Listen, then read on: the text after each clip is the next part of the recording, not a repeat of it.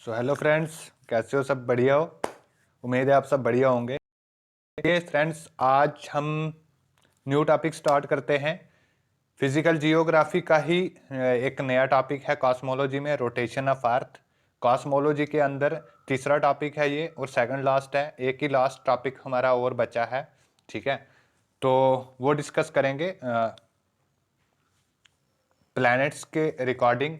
जो भी हमारे प्लैनेट्स हैं उनके रिकॉर्डिंग जो भी इंपॉर्टेंट इन्फॉर्मेशन होगी वो नेक्स्ट लेक्चर में हम डिस्कस करेंगे। तो ये हमारा सेकंड लास्ट लेक्चर है। इस लेक्चर में आज हम डिस्कस करने वाले हैं rotation of earth and revolution of earth. Earth के रोटेशन से क्या इफेक्ट होते हैं, क्या उनसे चेंजेस आते हैं, और अर्थ के रिवोल्यूशन से क्या चेंजेस आते हैं, और रिवोल्यूशन होता क्या है और रोटेशन क्या होता है, ठीक है? What is the rotation of Earth? The Earth rotates along its axis from west to east. क्या होती है एक्सिस? ये देखिए, एक्सिस होती है ये लाइन, ठीक है? ये लाइन इसको बोलते हैं axis, line of axis. Axis ऐसी लाइन होती है जो अर्थ को इक्वल टू पार्ट में डिवाइड करे, east and west. East and west equal to part को जो लाइन अर्थ को डिवाइड करे उसको हम बोलते हैं एक्सिस, ठीक है? जैसे हम इक्वेटर बोलते थे, इक्वेटर क्या करता है? अर्थ को इक्वल दो पार्ट नॉर्थ और साउथ में डिवाइड करता है। दिस इज इक्वेटर, ठीक है? ऊपर नॉर्थ और नीचे साउथ। तो ये इक्वेटर का काम होता है इक्वल टू पार्ट में अर्थ को डिवाइड करना, नॉर्थ एंड साउथ में। बट एक्सिस का जो काम है वो होता है अर्थ को दो पार्ट डिवाइड करना, दो पार्ट में डिवाइड करना, वेस्ट और ईस्ट में, ठीक है? This is over axis. तो ये है अर्थ की एक्सिस। अब इस एक्सिस पे जब अर्थ रोटेट करती है वेस्ट टू ईस्ट, ठीक है, तो इसको हम बोलते हैं रोटेशन। अपनी एक्सिस पे यहां ही खड़ी होके ऐसे करके एक ही जगह पे ये घूमेगी, ठीक है? एक जगह पे जब घूमेगी वेस्ट टू ईस्ट, तो इसको हम बोलते हैं rotation of earth. But revolution होता है, रिवॉल्व करती है। फॉर एग्जांपल ये सन है, तो सन के अराउंड जब अर्थ चक्कर काटती है पृथ्वी, उसको हम बोलते हैं रिवॉल्यूशन। फॉर एग्जांपल यहाँ पे पृथ्वी है, फिर यहाँ पे चली गई अर्थ काटते काटते, फिर यहाँ पे चली गई, तो इसको हम बोलते हैं रिवॉल्यूशन। जब किसी अदर प्लैनेट या किसी अदर बॉडी के अराउंड कोई चीज घूमती है तो उसको हम बोलते हैं रिवॉल्यूशन। जब अपनी एक्सिस पे, जब अपनी जगह पे रोटेट करती है जब कोई चीज, तो उसको हम बोलते हैं रोटेशन, ठीक है? तो ये चीजें आपको समझ में आ गई होंगी। नेक्स्ट पॉइंट देखते हैं। It takes approximately 24 hour to complete one rotation. कितना टाइम लेती है एक रोटेशन अर्थ कंप्लीट करने में? यहां से यहां तक पूरा अर्थ रोटेशन कंप्लीट करने में अपनी एक्सिस पे कितने आवर लेती है? 24 आवर अप्रोक्सीमेट। अगर एक्जैक्ट देखें तो 23 घंटे 56 मिनट कुछ सेकंड लेती है, ठीक है? बट हमें अप्रोक्सीमेट देखना है, जो हमारे एग्जाम में आएगा। एग्जाम में अप्रोक्सीमेट ही आता है, 24 आवर लेती है। Day and night occur due to rotation of earth. Day and night कैसे बनते हैं? Due to rotation of earth. ये देखिए, यहां पे बनते हैं डे एंड नाइट। जब ये अर्थ हमारी रोटेट करती है ऐसे करके वेस्ट टू ईस्ट, तो जो सन के सामने रीजन होता है, एरिया होता है जहां पे सनलाइट पड़ती है, जहां तक सनलाइट पहुंच सकती है, उसको उस एरिया में होता है डे। वहां पे क्या होता है? डे। ये देखो, ये सन है, ये क्या है? सन है। ये क्या है?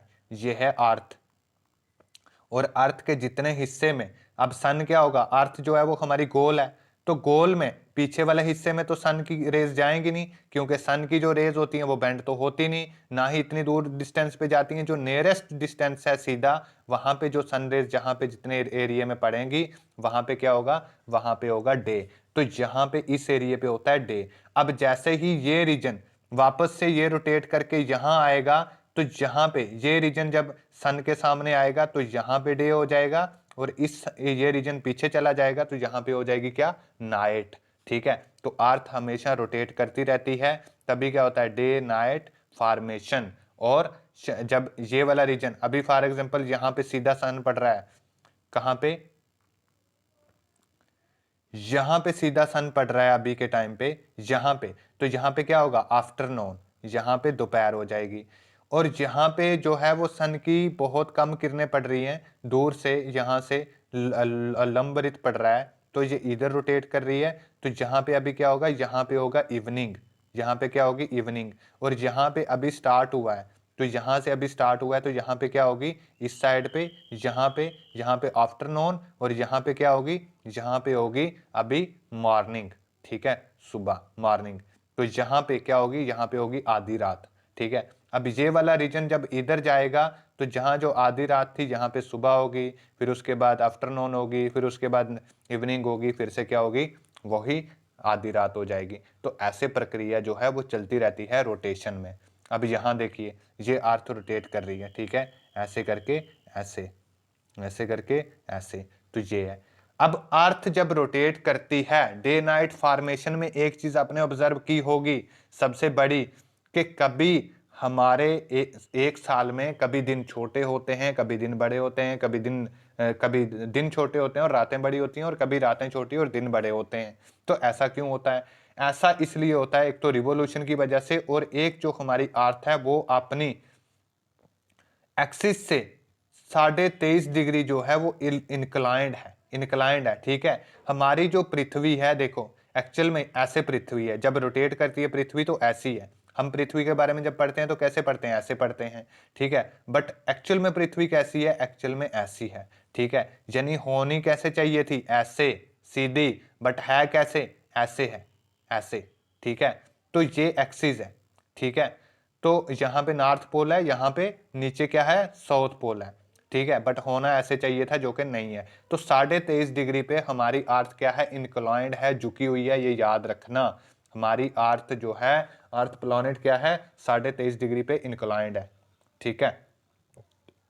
अब एक होती है line of illumination. Line of illumination बोलते हैं इसको, ये होती है line of illumination. Line of illumination क्या करती है, दिस ऐसी लाइन ऑफ एक्सिस हो गई ये वाली, ऐसी लाइन जो अर्थ को इक्वल दो पार्ट नॉर्थ और ईस्ट में, वेस्ट और ईस्ट में बांटे, इसको बोलते हैं लाइन ऑफ एक्सिस।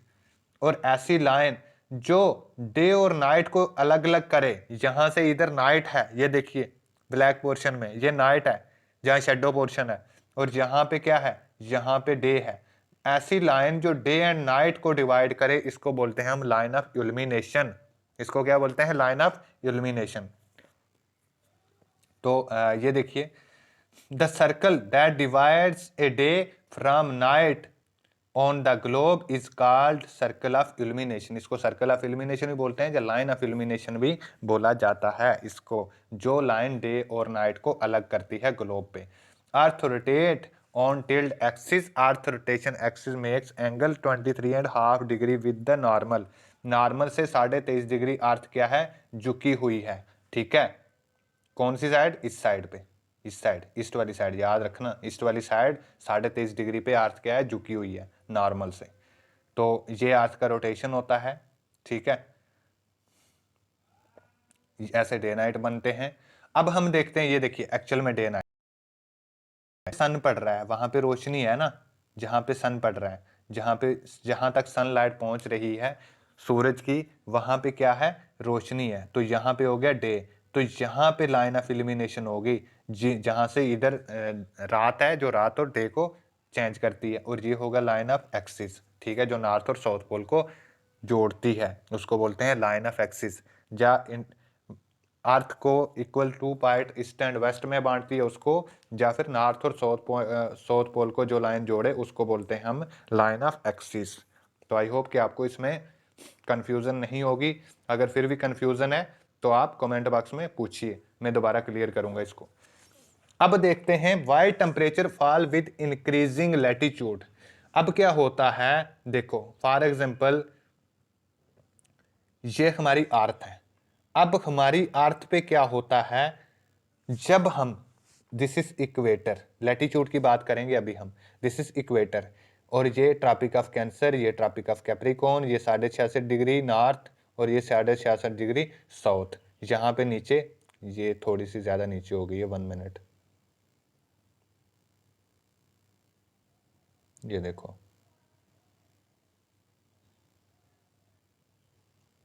यहाँ पे बनेगी और यहाँ पे बनेगी, ठीक है। अब ये नीचे साउथ, सदर्न पोल है और ये नॉर्थ पोल है। तो ये है इक्वेटर। होता ये है कि जब इक्वेटर पे ना ये वाला जो रीजन है, ये वाला रीजन, इक्वेटर पे सबसे ज्यादा गर्मी होती है, सबसे ज्यादा टेम्परेचर होता है, सबसे ज्यादा तापमान रहता है पूरा साल।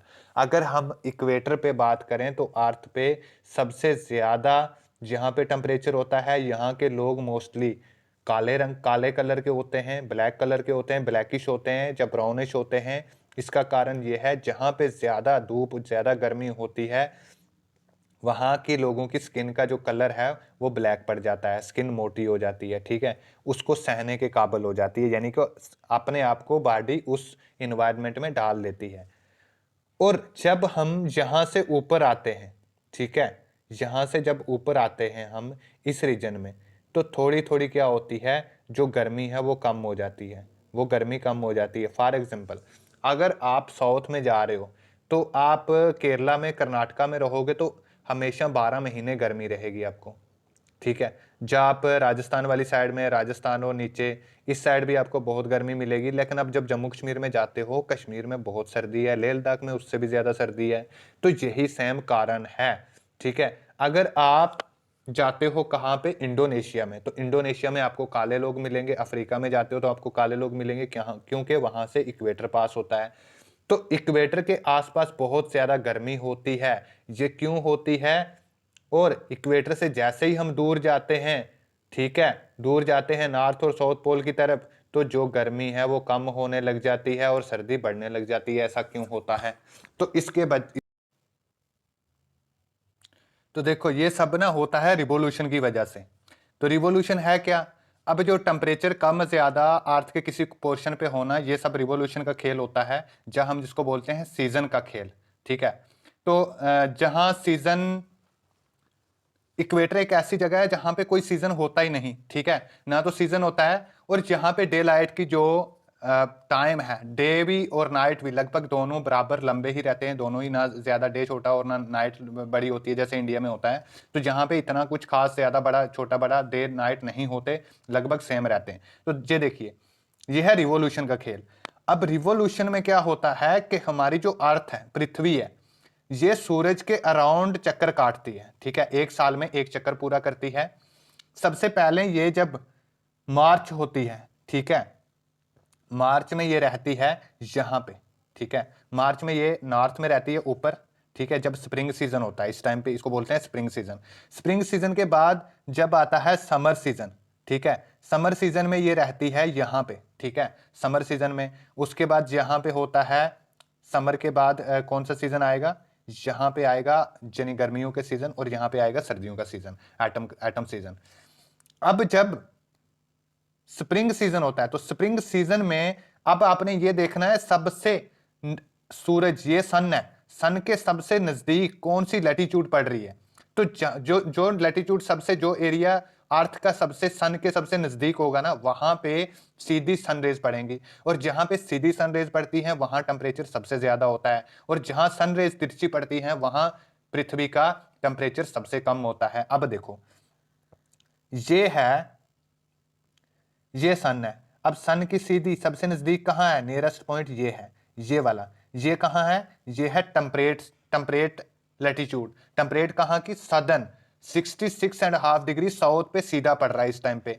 तो यानी कि मार्च में इंडिया में क्या होता है, इंडिया कहां पे होगा, यहां पे इंडिया होगा, इस लैटिट्यूड पे, ट्रॉपिक ऑफ कैंसर पे। अब ट्रॉपिक ऑफ कैंसर दूर पड़ रही है, यहां से देखो कितना दूर पड़ रहा है ट्रॉपिक ऑफ कैंसर। तो यहां पे जो लंबरत पड़ेगी, यानी कि तिरछी रेज पड़ेंगी, तो बहुत हल्की पड़ेगी, इतनी ज्यादा इसमें शक्ति नहीं होगी, ज्यादा तेज धूप नहीं होगी।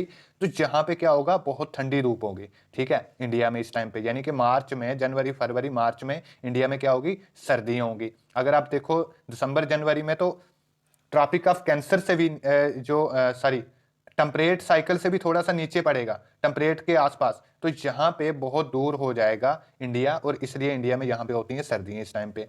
जब बात करें हम किसकी, जब आएगा समर सीजन, समर वेकेशन, गर्मी है, ठीक है, गर्मियों में जब क्या होगा, समर वेकेशन में क्या होगा, जब समर वेकेशन होती है तो सबसे नजदीक कौन सी पड़ रही है, ये देखो, सन के सबसे नजदीक ये वाली, ये वाली, ठीक है, सबसे नजदीक पड़ रही है जो सेंटर में आ रही है, सेंटर में देखो इक्वेटर कहाँ है, नीचे है। जो सबसे ज्यादा पोर्शन जिसका है वो कौन सी है, वो है ट्रॉपिक ऑफ कैंसर। ये देखो सबसे ज्यादा एरिया ट्रॉपिक ऑफ कैंसर का, ये देखो, ये जो ट्रॉपिक ऑफ कैंसर है, ये ज्यादा लाइन जहां पे ज्यादा पोर्शन है ना, तो वहां पे सीधा पड़ेगा। अब यहाँ पे बिल्कुल सीधा पड़ता है गर्मियों में। जब यहाँ पे सीधा पड़ता है तो हमारे इंडिया में इस टाइम बहुत ज्यादा गर्मी होती है, जहाँ पे सीधी सनरेज पड़ती है। और इस टाइम पे सर्दी कहाँ पे होती है, इस टाइम पे सर्दी थोड़ी थोड़ी होना स्टार्ट हो जाती है। कहाँ पे, यहाँ नीचे, यहाँ पे, यानी कि अंटार्कटिका वाली साइड में सर्दी बढ़ना स्टार्ट हो जाती है इस टाइम पे। उसके बाद अगर हम बात करें जब होती है सितंबर में, सितंबर में कहां पे पड़ता है सीधा, सितंबर में यहां पे पड़ता है। सितंबर में कहां पे पड़ेगा, यहां पे 66.5 डिग्री साउथ, ठीक है, 66.5 डिग्री, सॉरी नॉर्थ में, 66.5 डिग्री नॉर्थ में। अब 66.5 डिग्री भी ऊपर है, तो 66.5 डिग्री नहीं, 66.5 नहीं, ये वाली जो है यहाँ टेम्परेट पे नहीं पड़ेगा, इन दोनों के टाइम पे, सॉरी एक मिनट, इन दोनों के टाइम पे इसको हम बोलते हैं इक्विनोक्स। ये वाली जो सीधी है इसको हम बोलते हैं इक्विनोक्स। तो इस टाइम पे ये सिर्फ दिखने में ऐसा है, बट सबसे जो शार्टेस्ट डिस्टेंस है ना वो ये है, वो इक्वेटर पे पड़ रही है। इन दो टाइम पे इक्वेटर पे पड़ती है। कब, एक तो मार्च में और एक सितंबर में सीधी सन रेज जो है वो इक्वेटर पे पड़ती है। तो इसका मतलब सन जो है 2 बार इक्वेटर पे पड़ता है, इक्वेटर पे 2 बार पड़ता है। तो एक 2 बार इक्वेटर पे हो गया, एक बार कहां पे पड़ेगा, ट्रॉपिक ऑफ कैंसर पे, और इस यहां पे पड़ेगा ट्रॉपिक ऑफ कैप्रिकॉर्न पे। कहां पे, ट्रॉपिक ऑफ कैप्रिकॉर्न पे पड़ेगा जनवरी में, दिसंबर में। अब दिसंबर में ट्रॉपिक ऑफ कैप्रिकॉर्न पे पड़ता है, तो ट्रॉपिक ऑफ कैप्रिकॉर्न से नीचे इक्वेटर आता है, इक्वेटर से नीचे सॉरी ट्रॉपिक ऑफ कैप्रिकॉर्न से ऊपर इक्वेटर आता है, और इक्वेटर के ऊपर आती है ट्रॉपिक ऑफ कैंसर। तो इस टाइम पे ट्रॉपिक ऑफ कैंसर में यानी कि इंडिया पे क्या होगा, इंडिया में होती है सर्दी। मार्च में अगर देखा जाए और सितंबर में इंडिया में ना ज्यादा गर्मी होती है ना ज्यादा सर्दी, अच्छा मौसम होता है, ठीक है, ना ज्यादा गर्मी ना ज्यादा सर्दी। और इस टाइम क्यों होता है, क्योंकि इस टाइम पे इक्वेटर पे सन की सीधी रेज पड़ रही होती है। और इक्वेटर क्या है, इक्वेटर हमारे बिल्कुल पास में है, इक्वेटर थोड़ा दूर है, ये इक्वेटर है, ठीक है, ये इक्वेटर है, और ये हमारा यहाँ पे इंडिया है इस लाइन पे। अब इक्वेटर से यहाँ पे कोई ज्यादा दूर नहीं है, सबसे ज्यादा गर्मी तो यहाँ पे हो रही है इस टाइम पे इक्वेटर पे। यहाँ पे ना ज्यादा गर्मी ना ज्यादा सर्दी, और यहाँ पे क्या हो जाएगी, सर्दी हो जाएगी। तो इस टाइम पे ये होता है पूरा खेल, जो रिवॉल्यूशन की वजह से होता है। तो सबसे ज्यादा गर्मी होती है इक्वेटर पे। जब हम इक्वेटर से ऊपर जाते हैं नॉर्थ पोल या नीचे साउथ पोल की तरफ, तो सर्दी बढ़ने लग जाती है और गर्मी कम होने लग जाती है।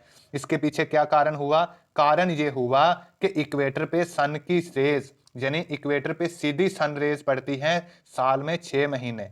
3 महीने यहां हो गए, 3 महीने यहां, 6 महीने, और 3 महीने यहाँ 3 महीने यहाँ, टोटल हो गए कितने, 12 मंथ। अब 12 मंथ में 6 महीने तो पड़ेगा ट्रॉपिक ऑफ कैंसर और ट्रॉपिक ऑफ कैप्रिकॉर्न पे, और 6 महीने सीधी सनरेज पड़ेंगी ट्रॉपिक ऑफ सॉरी इक्वेटर पे। तो इक्वेटर पे ज्यादा पड़ेंगी, ज्यादा देर सीधा सन पड़ेगा, तो इसलिए यहाँ पे ज्यादा गर्मी होगी। उसके बाद एक बार पड़ती है ट्रॉपिक ऑफ कैंसर और ट्रॉपिक ऑफ कैप्रिकॉर्न पे, तो थोड़ी कम हो जाएगी। और टेम्परेट पे तो बिल्कुल पड़ती नहीं है, ना साउथ पोल पे और नॉर्थ पोल पे पड़ती है, तो नॉर्थ पोल और साउथ पोल में बिल्कुल गर्मी, बिल्कुल सर्दी रहेगी।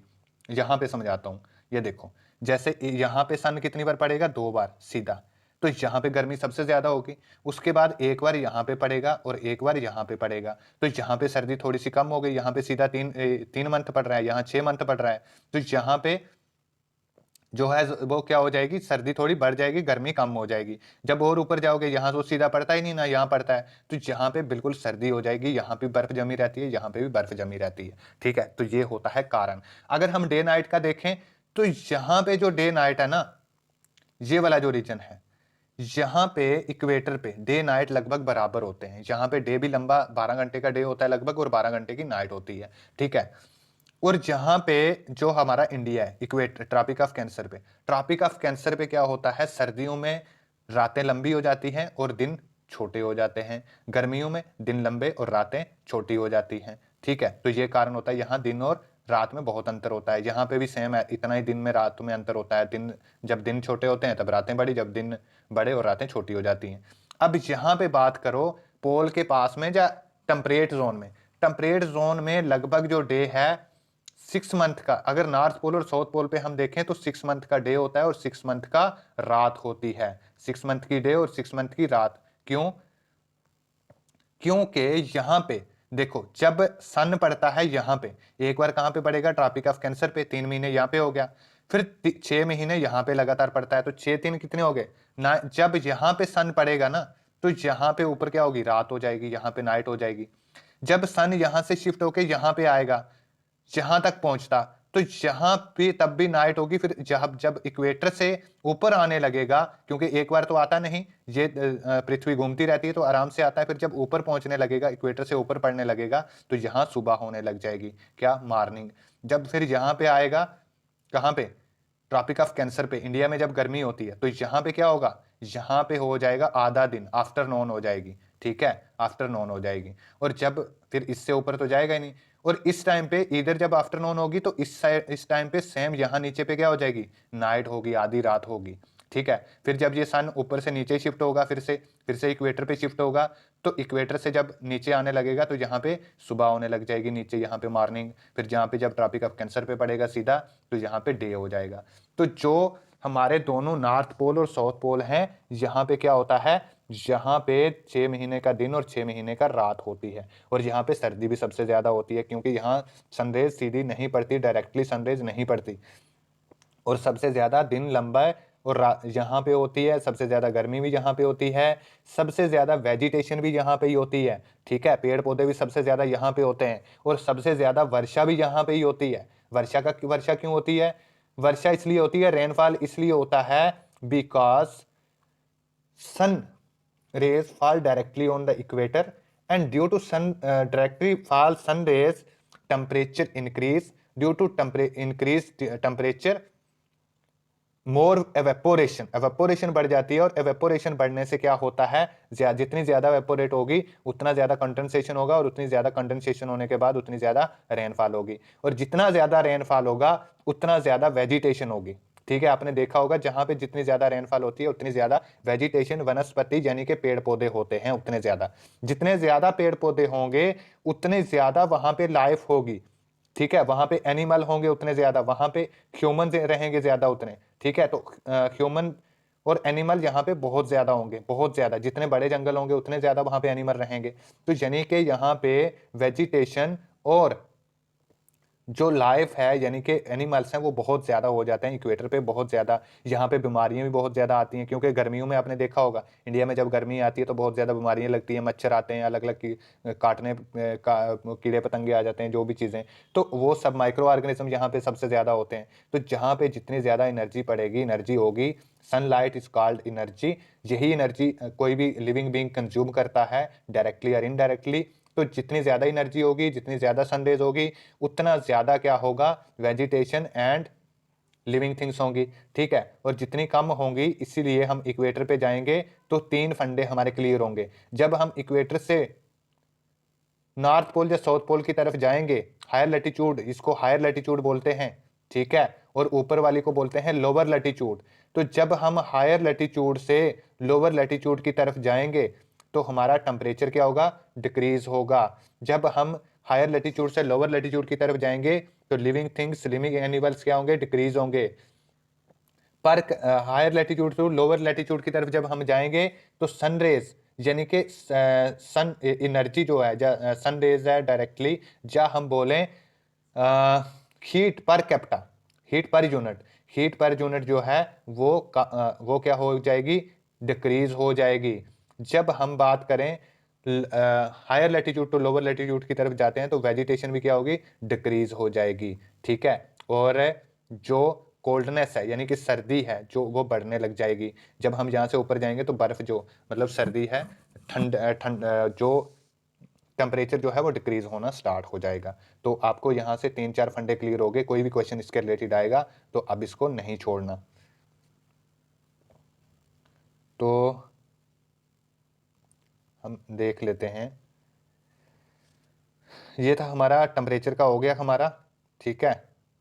तो हम देखते हैं 365 दिन, जो एक रिवॉल्यूशन है अर्थ का, वो 365 दिन और 6 घंटे में कंप्लीट करती है, ठीक है। अब ये 6 घंटे हैं, हमारे 3 साल जो है ना, वो होते हैं 365 डे के हम करते हैं। यानी कि आपने देखा होगा, फरवरी क्या होता है, 28 का मंथ होता है 3 साल, और चौथे साल क्या आ जाता है, 29 का। तो हम 6 6 घंटे काउंट करके चौथे साल हम इसको क्या कर लेते हैं, 366 डेज का बना लेते हैं, ठीक है।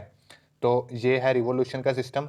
अब हम देखें तो ये देखो, ये लिखा हुआ है वही सोलिस्टिक्स। सोलिस्टिक होती हैं जैसे जो सन की रेज डायरेक्टली पड़ती हैं उनको सोलिस्टिक्स बोलते हैं। 21 June the northern hemisphere is tilt toward the sun. 21 June को नॉर्दर्न हेमिस्फीयर, ये वाला, ये देखो 21 जून कहाँ पे आएगी, यहाँ, ये नॉर्दर्न हेमिस्फीयर कहाँ पे टिल्ड है, सन की तरफ, और यहाँ पे सीधा पड़ेगी इक्वेटर पे। Tropic of Cancer as the result of the area receive more heat. Equator पे ट्रॉपिक ऑफ कैंसर कहाँ पे होगी, ऊपर वाली साइड होगी, टिल्ट होगी, तो यहाँ पे क्या होगा, इंक्रीज हो जाएगा। नहीं, यहाँ पे 21 जून होगी, तो यहाँ पे कहाँ पड़ेगा, पड़ेगा ट्रॉपिक ऑफ कैंसर पे, ये टिल्ट है ना इस साइड पे, ठीक है, तो यहाँ पे पड़ेगा 21 जून को, तो यहाँ पे सबसे ज्यादा गर्मी होगी। उसके बाद बोला गया this area near the poles receive less heat and rays of the sun slanting. The North Pole is inclined toward the sun and the place beyond the Arctic Circle. ठीक है, continues to the 6 month about. Day light यहाँ पे क्या होगी, यहाँ पे इस time पे डे लाइट होगी, यानी कि यहाँ पे डे होगा 6 मंथ का कॉन्टिन्यूसली, ठीक है, नॉर्थ पोल पे। अब देखिए ये 21 जून का सेम है। अब 22 दिसंबर को क्या होता है, 22 दिसंबर यहाँ पे आएगा, 22 दिसंबर कहाँ पे आएगा, यहाँ पे, ये होगा दिसंबर इस रीजन में। अब दिसंबर में क्या कौन सा है, tropic of Capricorn. Tropic of Capricorn कौन सी साइड टिल्ट है, ट्रॉपिक ऑफ कैप्रिकॉर्न टिल्ट है सन वाली साइड, तो ट्रॉपिक ऑफ कैप्रिकॉर्न पे पड़ेगी, और ट्रॉपिक ऑफ कैप्रिकॉर्न पे जब पड़ेगी तो साउथ पोल पे क्या होगा, 6 मंथ का डे होगा, और नॉर्थ पे 6 मंथ की नाइट होगी, और इंडिया में तब क्या होगी, सर्दियाँ होंगी, और ट्रॉपिक ऑफ कैप्रिकॉर्न पे क्या होगा, समर होगा, यानी ऑस्ट्रेलिया में इस टाइम पे गर्मी होगी, ठीक है। ट्रॉपिक ऑफ कैप्रिकॉर्न पे पड़ेगा 23.5 डिग्री साउथ में, लार्ज पोर्शन जो है वो सदर्न हेमिस्फीयर का गेट्स लाइट लेगा, और विंटर सॉलिस्टिक्स होंगी, इस टाइम पे विंटर सॉलिस्टिक होता है, ठीक है। 22 दिसंबर को विंटर सॉलिस्टिक, समर सॉलिस्टिक्स कब होता है, जब इंडिया में समर होता है, विंटर सॉलिस्टिक जब इंडिया में विंटर होता है, और इस टाइम पे समर हो रहा होता है, कहाँ पे, नीचे ऑस्ट्रेलिया में। 21 मार्च को क्या होता है, 21 मार्च एंड 23 सितंबर को डायरेक्टली सनरेज पड़ती हैं इक्वेटर पे, ठीक है, इक्वेटर पे फॉल करती हैं, और इस टाइम इसको बोलते हैं equinox. What is equinox, equinox याद रखना, ये क्वेश्चन पेपर में पूछा जाता है। इक्विनॉक्स होता है इस टाइम पे, ठीक है, किस टाइम पे, जब सन 2 बार, एक साल में 2 बार सन सीधा पड़ता है, कहाँ पे, इक्वेटर पे। इक्वेटर पे जब सीधा पड़ता है सन, तो इस टाइम पे हम बोलते हैं इक्विनॉक्स, ठीक है, इक्वेटर टू इक्विनॉक्स, तो इसको हम बोलते हैं इक्विनॉक्स। एक साल में 2 बार सन डायरेक्टली पड़ता है, कहाँ पे, sun is directly fall on equator. On 23 September it is autumn season. अब 23 सितंबर में क्या होता है, एटम सीजन होता है इस टाइम पे। 23 सितंबर को हमने देख लिया है, कहाँ पे जो इंडिया में इस टाइम पे क्या हो जाता है, नॉर्मल टेम्परेचर रहता है 21 सितंबर को, और विंटर, इसके बाद क्या आता है, विंटर आता है। ये इस टाइम पे कहाँ पे पड़ती है, डायरेक्ट इस टाइम पे भी इक्वेटर पे ही पड़ता है डायरेक्ट सनरेज। तो thus you find there is day and night change in the season because of the rotation and revolution of. Day and night किससे बनते हैं, ये देखिए, रोटेशन, डे एंड नाइट बनते हैं रोटेशन से, ठीक है, और रिवोल्यूशन से क्या बनते हैं, सीजन। हमारे टोटल कितने सीजन है, इस प्रक्रिया में, इस जो ये होगा रिवोल्यूशन, इस रिवोल्यूशन से क्या बनते हैं, सीजन फॉर्मेशन होता है। Summer season, sorry, spring season, summer season, उसके बाद यहाँ पे समर सीजन, फिर एटम सीजन आएगा, फिर कोल्ड कोल्ड वगैरह, जो भी जितने भी सीजन्स हैं, ये सारे सीजन, 4 सीजन बनते हैं यहाँ पे, ठीक है। तो आई होप कि आपको इसका पता चल गया होगा, समझ में आ गया होगा। तो ये होता है हमारा रोटेशन, और ये होता है रिवोल्यूशन, और ये था हमारा रोटेशन। रोटेशन से क्या बनता है, day night, this is over rotation. जब अपनी एक्सिस पे अर्थ घूमती है उसको बोलते हैं रोटेशन। रोटेशन से बनता है डे नाइट। डे नाइट को कौन सी लाइन अलग करती है, इल्यूमिनेशन लाइन या इल्यूमिनेशन सर्कल। और अर्थ को इक्वल 2 पार्ट ईस्ट और वेस्ट में कौन सी डिवाइड करती है, लाइन ऑफ एक्सिस, ठीक है। और हमारा सन डायरेक्टली, इक्विनॉक्स क्या होता है, जब डायरेक्टली हमारा सन एक साल में 2 बार इक्वेटर पे पड़ता है उसको इक्विनॉक्स बोलते हैं। और 2 बार हमारा सन, एक बार ट्रॉपिक ऑफ कैंसर पे 3 महीने डायरेक्टली सन रेज फॉल करती हैं, और एक बार ट्रॉपिक ऑफ कैप्रिकॉर्न में। जहाँ पे डायरेक्टली सन रेज फॉल करती हैं वहाँ पे डे बड़ा होता है, वहाँ पे गर्मियाँ होती हैं और नाइट छोटी होती हैं, ठीक है। और जहाँ पे इनडायरेक्टली सन रेज फॉल करती हैं, बहुत लंबी दूर पड़ती हैं, वहाँ पे क्या होता है, नाइट लंबी होती है, डे छोटे होते हैं, और वहाँ पे सर्दियाँ होती हैं, कोल्ड कोल्ड सीजन वहाँ पे चल रहा होता है, विंटर सीजन जिसको हम बोलते हैं, ठीक है। तो आई होप कि आपको समझ में आ गया होगा। तो अब नेक्स्ट क्लास में अगला टॉपिक हम डिस्कस करेंगे रिलेटेड प्लैनेट्स। प्लैनेट्स के बारे में जानेंगे, डिफरेंट प्लैनेट की कौन कौन से खास फैक्ट्स हैं उनके बारे में पढ़ेंगे, तो हमारा जो कॉस्मोलॉजी है वो कंप्लीट हो जाएगा। तो चलिए फ्रेंड, मिलते हैं नेक्स्ट क्लास में। अपनी प्रिपरेशन अच्छे से कीजिए। Thank you so much.